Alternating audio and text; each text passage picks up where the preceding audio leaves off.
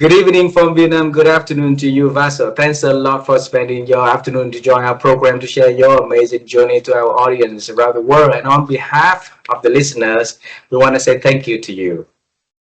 Thank you, Ha. Thank you for having me with you. And thank you for the invitation. It's pleasure to be with you, sharing my story or sharing anything that you would like to learn about the this journey. Absolutely, absolutely. And since you haven't been to my country, please take it as an official invitation if you and your family decide to travel here, like your friend is doing at the moment, right? So you let us know. We would love to take you out for a cup of coffee, show you around, and that would be wonderful. We have a lot of guests on our show at Come to Vietnam and be able to meet them in person. That's beautiful. Yeah. You have a beautiful country, Ha. I'm looking forward to visit at some point. It's in my bucket list. I told you. I already told you that it's in my bucket list. So hopefully very soon I will be there. Absolutely, absolutely. And for a little taste of our culture, it's a great honor for our audience here to have you share a little bit about who you are and the work you do to them. Would you please do that honor for us? Yeah, sharing who I am and what I'm doing. I'm helping leaders work better and their teams work better together. This is what I'm doing. I'm doing this through coaching. I'm doing this through team coaching, through keynote speeches, trainings, you name it. But in the basis, what I'm doing is that I'm helping leaders become better leaders and teams collaborate in a better way with each other. Vaso, you have a beautiful journey of having managers and leaders to create a better environment, better team, and bring out the best for other people. And so that they can come home having a good conversation in dining tables, right? And that will hope for the next generation, which are their children, their grandchildren, when they're go ready for the workforce.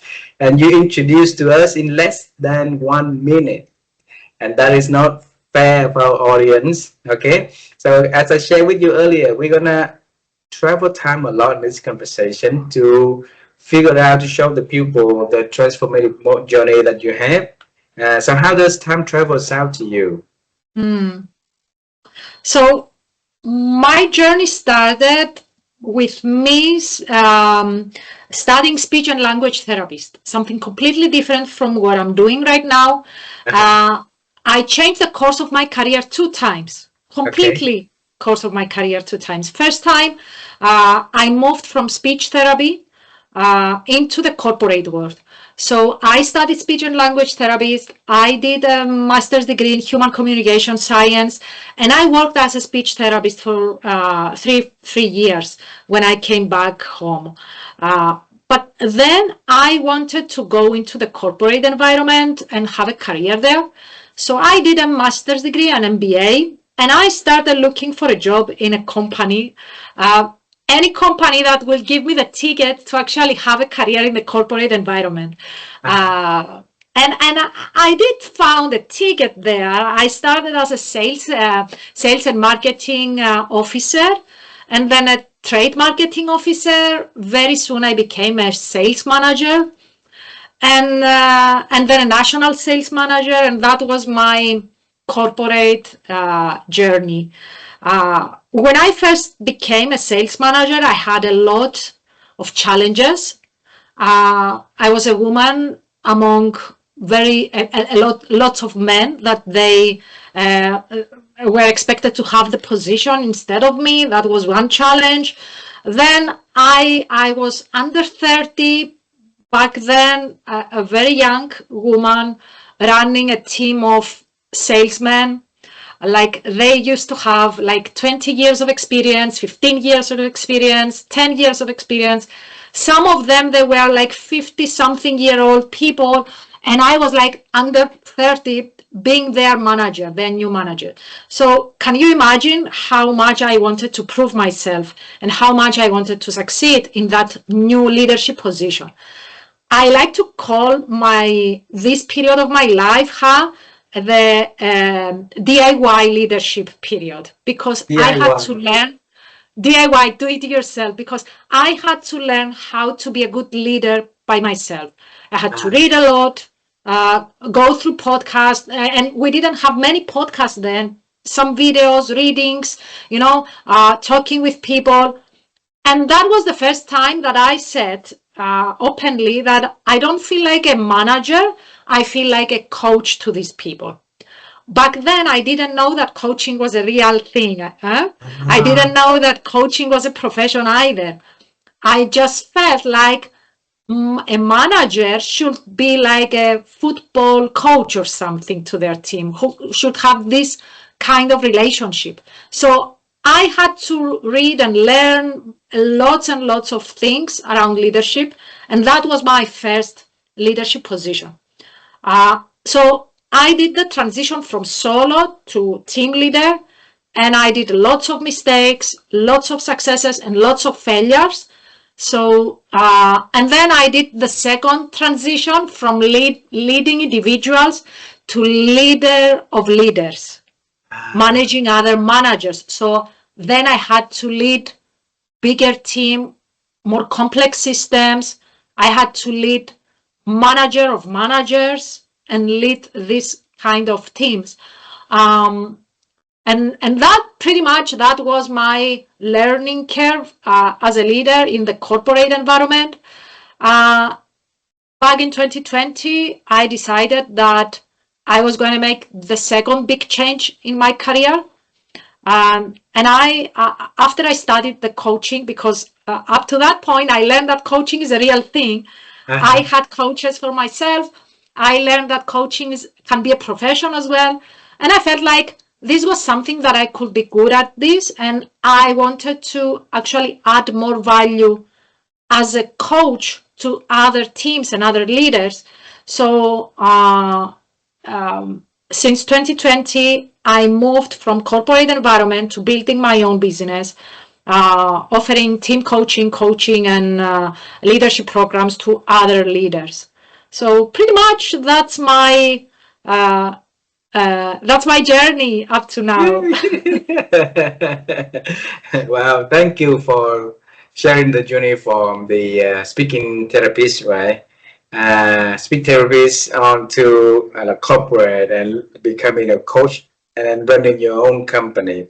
But I want to travel farther from there. Okay? Wow. Okay. Yeah, so I'll lead the way and you follow me when I ask you a question. How does that sound? Okay, let's do that. Okay, because I want to understand where is the seed of helping people, of growing people, of determination, of running, like entrepreneur coming. Where is it coming from also? So, when I was little, I grew up in the middle of the country, in a very poor city, in a very poor family. And one night we had electricity, so I can see things around. The next night we did not have electricity at all, so it's dark. So my first dream about the future works that I want to do is I wanted to become an astronaut so I can fly to the moon and can see things brightly up there, right? And life has taken me to a very different path, Vaso. So it's very different path, many chapters along the way. And when you were little, what was your first dream about the future works that Vaso is going to do?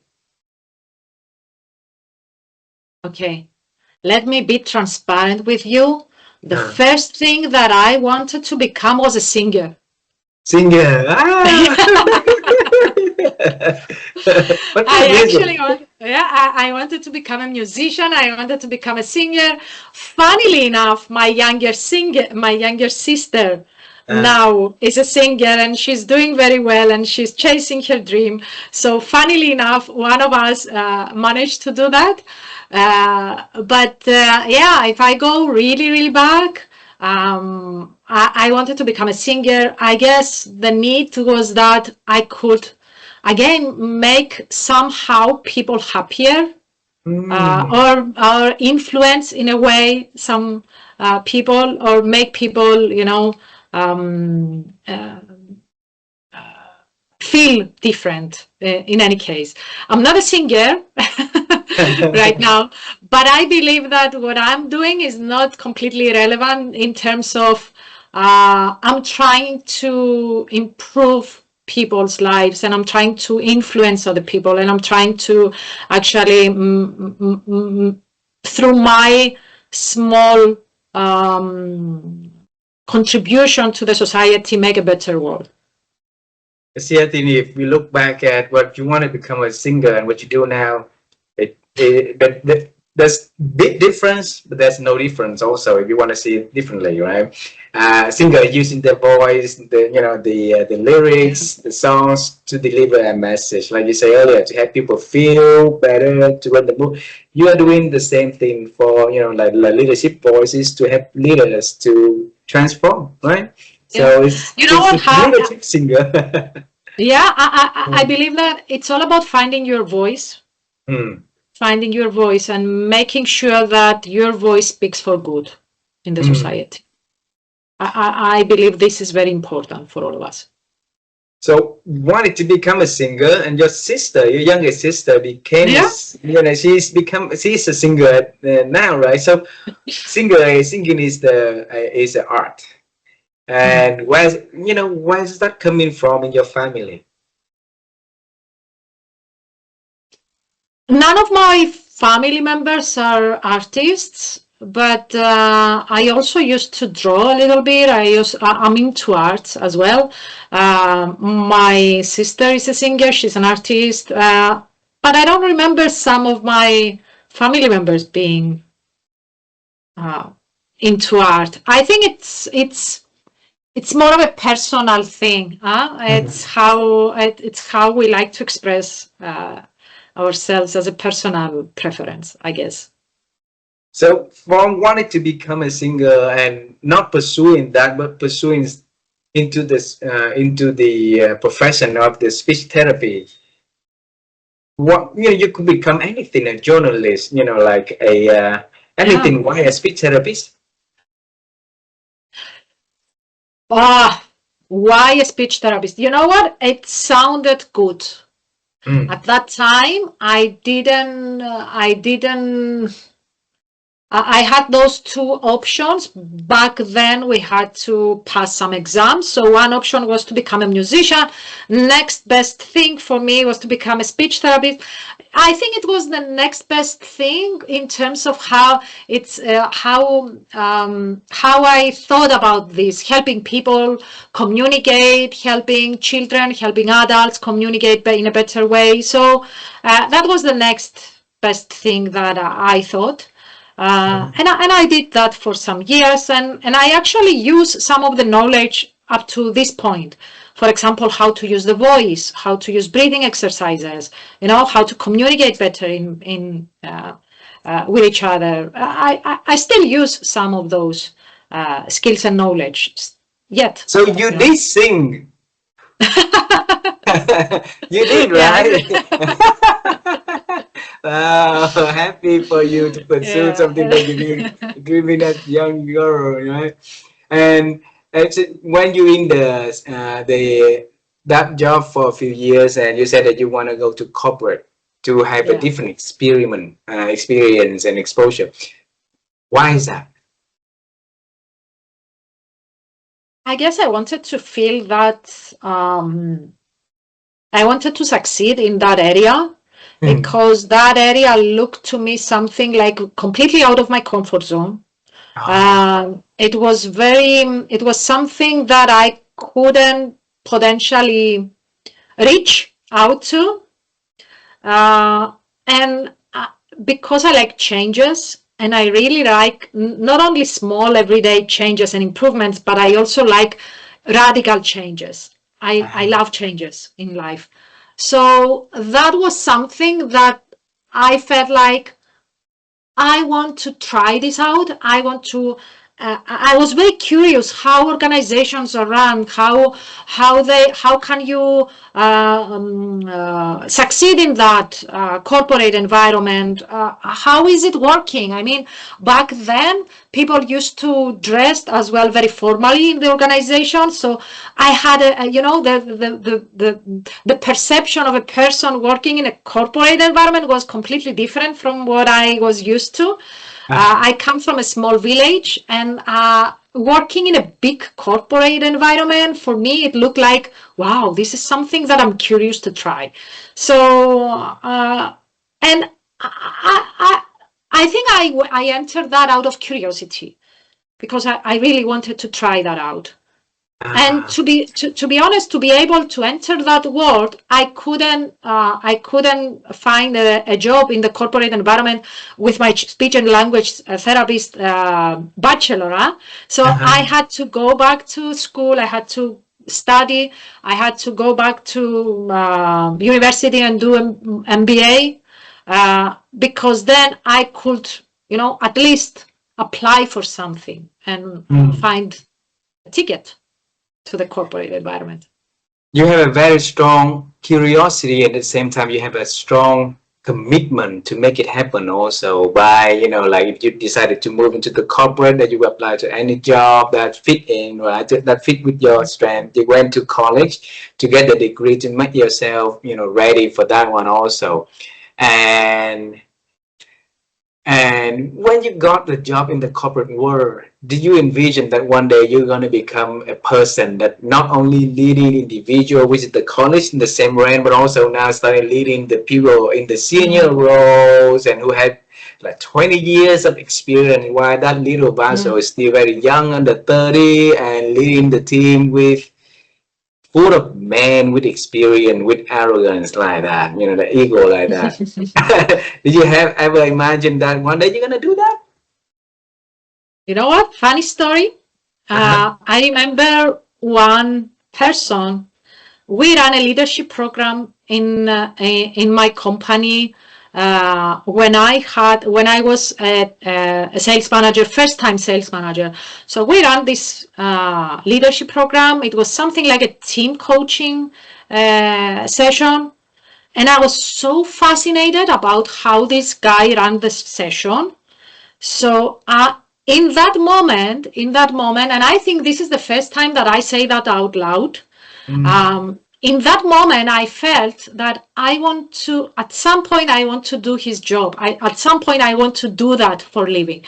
That was something that I felt instantly. I never took that seriously after that. I mean, that thing was like, I don't know how many years, 15 years ago. I mean, it wasn't something that I was intentionally looking up to. But I remember how I felt when he ran the session, and I felt like, and I remember going back to him after we finished the session, and I said, I love what you're doing. If only I could do this for a living, what you are doing. I love it. Then I completely forgot that, It took me like 10 years to reach at a point that I will change my career again. But now that we have this discussion, I recall that conversation, and it's a fun fact actually that I never thought about it, but I felt it somehow. All righty, bring me to that conference, bring me to that event, right? That let's sit down with that young Vaso back then, and if you can remember that session and what wowed you back then for you to build the first seed up one day, and that one day turns out to be like 15 years later, 10 years later, for you to start doing the works that senior leader has been doing. Okay, so what run inside of your head back then that said, wow, you want to do that? I think that coach had a unique talent of unlocking people's mind. And this is what was actually fascinating for me, because when we had this team coaching session with that coach, I felt like my mind was somehow unlocking. I felt like I had a connection in my heart and my mind within my team, within my colleagues, in that team, in that moment. And I felt like, wow, this is amazing. What he is doing for living, what he is doing right now, it's amazing. And in that moment, I felt like, wow, if only I could do that for living. Again, I'm telling you, I completely forgot about that. Even now, I don't remember when was the last time that I remembered that incident. But right now, because you asked, I recall that, and it's funny because it's so many years ago, and I don't remember doing it something. But I guess it was somewhere. It was somewhere hidden, that desire. So that desire, if you trace back into your family, whether it's not in the genetics or it's in the environment that Vaso is having, which one of that is dominating the desire to bring caring and like bring out the best out of people? I have no idea. What I can recall back to my childhood years is that I'm the biggest child of a 6 children family. So I guess I grew up with that caring, like the big sister. I have 5 brothers and sisters, and my youngest sister, like it's 17 years younger than me. I could be her mother, the one that now is single. I could be her mother. So I guess growing up, I had this little bit of responsibility, not a big one, but this feeling that I should take care of some other people in the family. Nobody gave me actually the responsibility to do it, but I guess if you are the oldest of 6 children, I guess this is something that is growing with you. Got it. Got it. And earlier in this conversation, you say that you are curious. You not only want the incremental change, but you wanted, the radical change, and that perhaps unlock the potential inside of you. You look for ways to learn new things, to do new things, and that's how you grow in the career ladder quickly and becoming a leader who leading other leaders at a very young age, also, right? And that is one thing that can easily see in successful individual, and I'll tell you why. My wife and I, after interviewing over 1,200 leaders across 100 countries, and we look at their success in depth, and we see it's easily that behind their mechanism of doing is the newness mindset. Okay, so they're not afraid of change. They're not, worry about that. They're leaning into change and, the new thing, learn the new thing, explore options, possibility, opportunities. And that is how, opportunities and possibilities also come back onto them because they're actively looking for it. So your life the same, I think. All right, that's perhaps the reason that in different chapters of your life you always accelerate and blossom. So if you look at newness in your own perspective, and you can tell other people how you think about newness and how they should think about newness if they want to have a good life, a success in life. What is that? That's something that you could share with them. I would say always work on yourself more than you work on your work. Because if you work on yourself more, it means that you can deal with bigger problems, more important problems. And if you can solve bigger and more important problems, you can have better results in terms of financial results, because you solve more important or more problems, in terms of how happy you are, in terms of how fulfilled you are. I mean, there is a saying that says that either you grow or you die, Stagnation for me is not an option. If you feel stagnant, it means that you need to actually look for something that is fearful, look for something that is difficult, look for something that you can improve on yourself. And when you grow, opportunities come because you can always see new things from a higher level, So when you're improving yourself, you can always meet other people at your caliber. You can always see new opportunities. So for me, it's very important to, many times I am afraid of things and situations, because we are all human beings, and sometimes we don't want to do something because we feel this fear of something.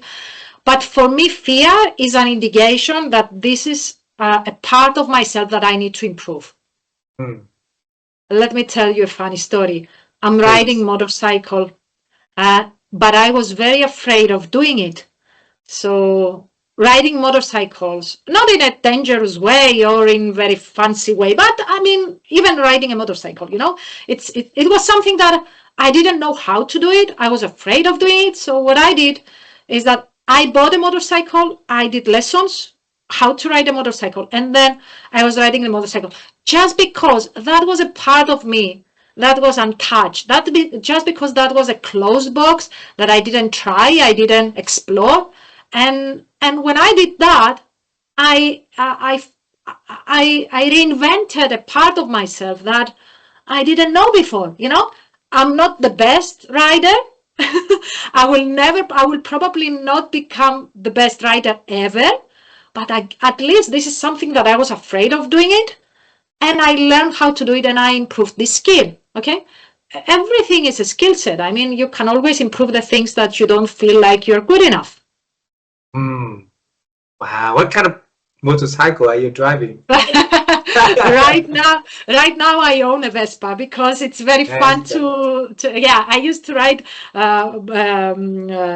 bigger motorcycles, but right now I'm settled down to Vespa, going around, you know, to the beach and everything. Yeah, it's more fun to do it, but at least I'm proud of myself because I tried, you know. I'm proud of you too, that you tried. Yeah, but because, yeah, so if you're afraid of something, just explore that, try it out. You never know how that might look like later, or what opportunities might bring you to your door. Yeah, and because you knocked onto that newness, you let newness leading the way and learn the experience from that. Then the fear is gone after you've been able to do the thing that you're afraid of, right? And you mentioned one thing, the very, very wise in here, that piece of wisdom. I want to know where it came from in your journey. Also, you said that invest on yourself more than you invest on your work. Because when you outgrow yourself, you yourself outgrow your work. That's, you know, the values that you can create, then your brand, the success, the money, all of that will come after, right? When did you know that piece of wisdom, and how did you know that? I think that came very late in my life. I mean, this is not something that came early in my life. If only that was a piece of information that I had in my early years. Yeah, I wish I knew that earlier in life, but I didn't. I learned that the last, I don't know, 15 years or something, 15 years maybe. And this is something that all of my favorite thought leaders, they share in their words and their wisdom and how they share their thinking. But I believe that if you work on yourself more, then the results will come, you know, because you will be able to solve bigger and more important problems for you or the marketplace, or even the marketplace. Think about that. If you improve yourself, then you are able to solve better problems for the marketplace. If you are able to solve better problems for the marketplace, then you get higher positions, better salary. Even that, you know, even that. So yeah, absolutely. That was. I think that's a mindset. I don't really remember who actually. This is probably something that I heard again and again and again from my readings and from my experience, but I think it's a piece of thinking. It's how we think. It's a mindset. The beautiful thing about what you just say is that something that almost everybody knows, right? Almost everybody knows that working on yourself, growing yourself every day, and make yourself, you know, like master of the thing that you do, so that you can, add in, your brain will be known. You'll be able to do, provide more values for the company or for your clients, for yourself, for the community. That's how, you build your brain on the market, right? The problem is not a lot of people do. I'm sorry to interrupt you, but even in leadership, leadership is half of the job is self-leadership. It's how you manage yourself and then how you manage other people. Yeah. I mean, even in that situation, you cannot be a good leader unless you work on yourself more. It is very important. Sorry, I interrupted you, so go ahead. You just don't worry. I was saying that for that piece, people know. The difference is only those who doing it. You decide from the knowing to the doing, and you try something, you do something, you read, you listen to podcasts, you attend a seminar, you do a lot of things that helping you to improve all the areas that you do. And what did you talk to you, to make yourself that you invest more on you than your work, because you have so many different priorities in your life also. But then 5 brothers and sisters to handle your own family, your own life, there's a lot of things on your shoulder. So how did you find the time to balance all of that? You never find the time, You never find the time. For what is important, you need to create the time. Yeah? You never find the time. There is no right time for anything. Life will happen, work tasks will come to you, and I believe that you can never find the time for anything. You can always create the time for the important things. So what I do is I'm thinking out loud, okay, which skill I need to improve? This skill. Okay, how am I going to do it? Am I going to have a course? Am I going to hire a coach to work on this situation? How am I going to do it? And then I go and I plan on my calendar actually time to do that. If it's a course, I book the course well in advance. I book it on my calendar. So this is how you create time for the important, because you will never find the right time to do anything.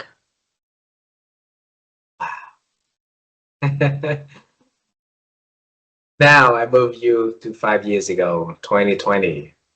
All right. So you've been in the leadership role. You've been doing, being well-known in your industry, in your organization. You have been working with manager and leader. You're leading the team, right? Mm-hmm. Mm-hmm.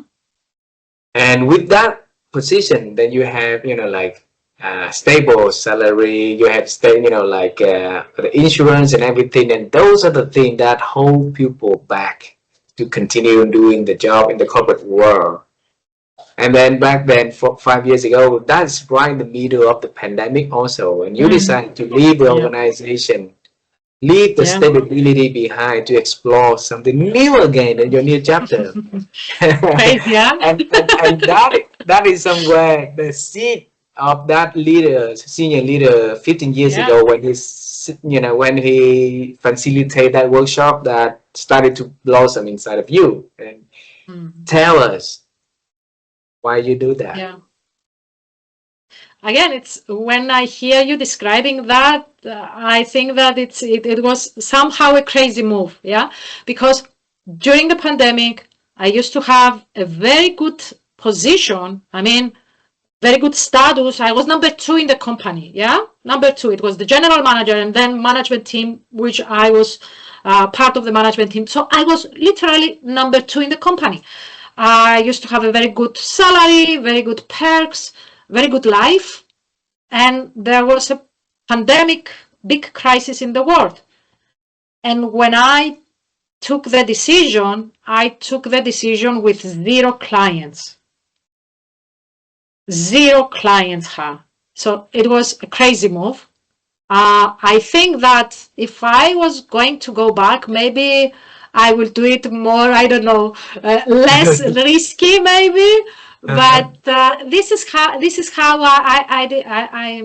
I felt like it was something that I thought about that some months ago, that at some point I'm going to do that for me. So I did prepare myself in terms of having some money in the bank, for my upcoming months. I did prepare myself in terms of decision making. This is something that I want to do, so I'm gonna do it. And when I took the decision, it was just a decision, If I'm gonna do it, I'm gonna do it. End of story. So right now, thinking, it was a very difficult couple of years in the beginning. I have to say that, because starting with 0 clients, from here going to here, I mean, during a pandemic, come on. Come on. If I was going to go back, I would save myself some trouble or save myself some hard times, because it was very difficult in the beginning. It took me 2 years to actually manage to, be in a steady way, the business go to have a stability, but yeah, that's that's my story. This is what I did. So don't ask me how I did thought that. Don't ask me why I didn't wait because again, I believe that if you are 80% ready for something, you just have to do it. You will never be 100% ready. And I felt 80% ready. I felt. Maybe I wasn't 80, maybe I was 70. It doesn't matter. But I felt 80% ready, so I took the decision. Wow. And like you said earlier, there's no right time, right? So every time is the right time. The right time. When and think about that afterwards. I mean, 2020, and then we finish all the situations with pandemic after 3 or 4 years. I mean, would ever going to be a right time for that? The next year, 2021, the next 2022, when? I mean, even now we have wars there is never the right time to make a decision. Never. Yeah. So from 0 to 1 is the most important things, right? And then from 1, then you may have 20, 100, and then 1,000. So who's your first client? Oh. Tell us the feeling of running your business and having your first client. How does that feel? First client. I mean, first client was a woman that came to change her life, actually. To change something in her life. And she came and she told me, I know I need to bring a change. I have no idea what I should do. And then we work one-on-one coaching. And then I started working with people in their personal development. Very soon I moved into working with organizations, executive coaching, team coaching, working with leaders of leaders, and working with teams. So right now I'm mostly working with organizations, helping them and their leaders work better together and become better leaders. But back then, first client was a woman that came to actually work on her own personal life. Because I want to celebrate with you for that moment. Because, moving from here down to here and start from here, make the baby step to starting growing back, So I'm a great believer of baby steps, Great believer of baby steps, Baby steps are the steps that you don't see, but the work is done and the results are coming. You just have to do the work, be patient, make sure you're on the right direction, not doing random things. Make sure you're on the right direction, and then you see the results. If you put the work, you are consistent, you go in the right direction, you see the results. That's my belief. So how do we know which direction is the right direction, Vaso? Every now and then you stop, you redefine yourself, you check what you have achieved, and you reflect, am I on the right direction? Is this what I want to do? I did that a few times the last 6 years. I did that for sure 3 big times. And if you need to redirect, you redirect. If you need to change something, you change something. If you need to fine-tune something, you fine-tune something. Actually, this year I started a collaboration with another coach, and I'm doing this redefine myself again, because I want to make sure, am I on the direction that I want to go? Did something change? Do I still want the same things? I mean, you just do the work, but every now and then you stop and you check, where am I? Am I on the, do I still like what I'm doing? Do I like it the way I'm doing it? Do I need to change anything? Got it. Got it.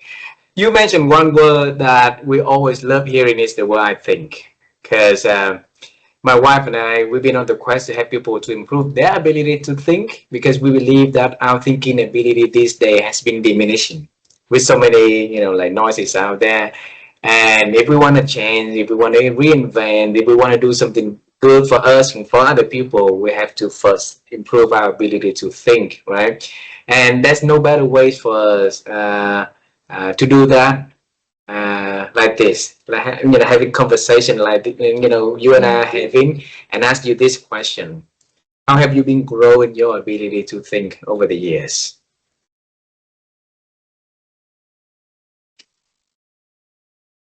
I guess talking with other people is one, sharing conversations with other people. Again, be curious.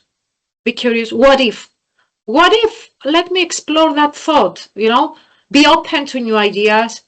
And you know what helped me also?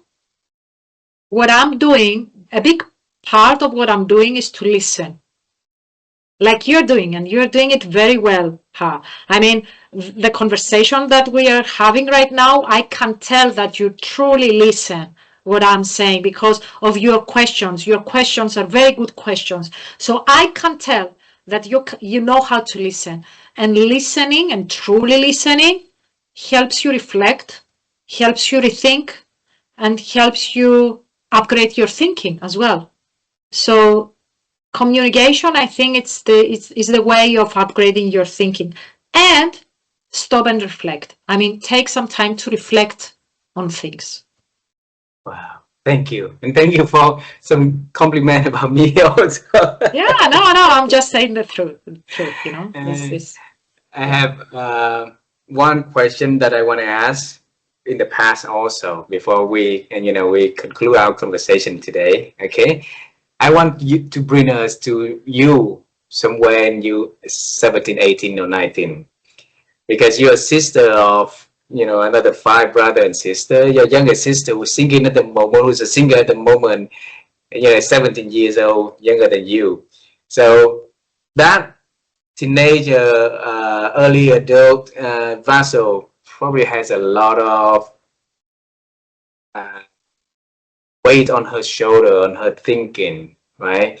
Because like you said earlier, you could become her mom also, not only the sister but her mom. So many responsibility for you to handle. And if we had a chance to have a cup of coffee with her on one of the hottest day that she had back then, and then you sat down with me and her, and you're gonna tell that young Vaso at 18, 19 years old, and you tell her about the future that she's going to do, she's going to have, anything. What is that you're gonna talk to that young Vaso? You know what? Back then, 18-year-old young Vaso had no idea. No idea where I could be after, all these years. A piece of information, even, you know what? I could say lots of things and lots of advice to her. I don't know if she would listen though. Yeah, I don't know if she would listen. Given that she would listen, I would say work on yourself more, try new things. Don't be afraid to be yourself. Don't be afraid to show who you are. I would say those things because it took me a while to actually release myself from thinking about how to do things, how to, all these things. I would probably give lots of good advices, but I don't know if she would listen. Because another thing that I believe is that when the lesson comes when you're ready. Maybe you listen something for 1,000 times, but you truly listen that and you're truly open to that when you are ready. So I don't believe in changing other people. We cannot change anyone. We can only hope that they are ready to change. And if they are ready to change, then we can play a part of it. I don't know if I was ready to listen back in my 17, 18, 19-year-old, but I would say that. I would say don't be afraid to try new things. Don't be afraid to show who you are. Don't be afraid to, and work on yourself. Work on yourself more. Got it. Yeah. I promised my speaking coach that I'm going to ask you a bizarre question. Okay? Wow. Okay. Yes. So, bizarre question that I want to ask you is, if you were a singer and you had a chance to sing today, right? So, what message or what song or anything that you want to sing to bring something to our audience for this conversation? Like you said earlier, the song is to make people happy, right? So that's a difficult question. How?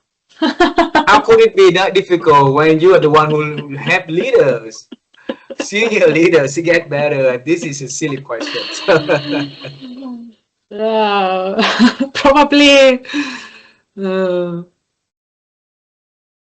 know what? I would sing for, I don't know, better world, maybe. We have so many world challenges right now. I don't know who would listen, but we are so many crises at the same time, all around the world.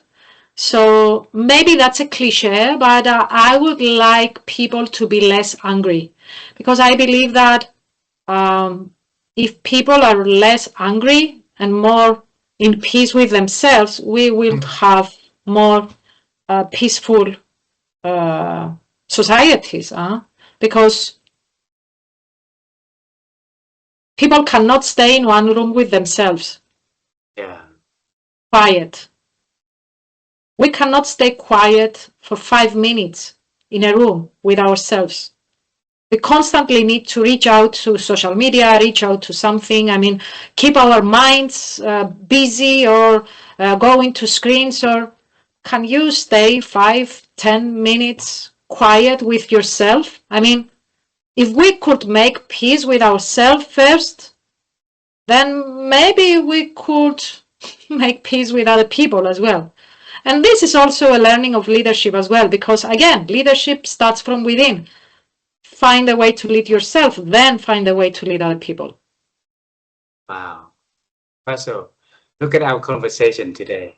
Yeah, thank you. That was very nice. I love it, and I really love to see you in person in our country one day. And let's make it happen. Make it, and it will be wonderful to really give you a big hug, to celebrate with you for the journey that you've been having, and to give thanks to you for making leaders and managers become better at doing that. That's a very beautiful job you do. Please, continue doing that. Help other people to be the best out of themselves. Thank you, Ha. Thank you. I wasn't expecting these beautiful questions, but it was a great time that I had with you. Looking forward to meet you in person as well. Thank you. Thank you very much. Have a beautiful day, and I'll share it on your birthday. And celebrate with you. Yeah, thank you for that gift. Thank you for that gift. Bye bye, my friend. Bye bye. Bye bye.